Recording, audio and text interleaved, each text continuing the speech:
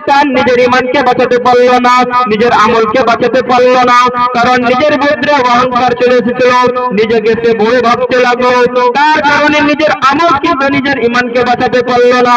সেই কারণে আল্লাহ তাবারাক ওয়া তাআলা বলেন, ওয়াকুনু মা'আস সাদিকিন, তোমরা সত্যবাদীর সঙ্গে হয়ে যাও।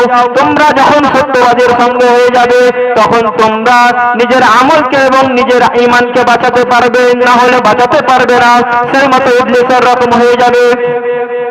তাহলে মুআজ্জাজ সামিন ইকরাম, আল্লাহ তাবারাক ওয়া তাআলা তো বলেন কোরআনের মধ্যে, ওয়াকুনু মা'আস সাদিকিন, তোমরা সত্যবাদীর সঙ্গে হয়ে যাও। তাহলে আমরা সত্যবাদী পাবো কোথায়? সত্যবাদী কারা? আমরা যখন সার্চ করে দেখলাম, রিসার্চ করে দেখলাম, বই পড়ে দেখলাম সত্যবাদী কারা।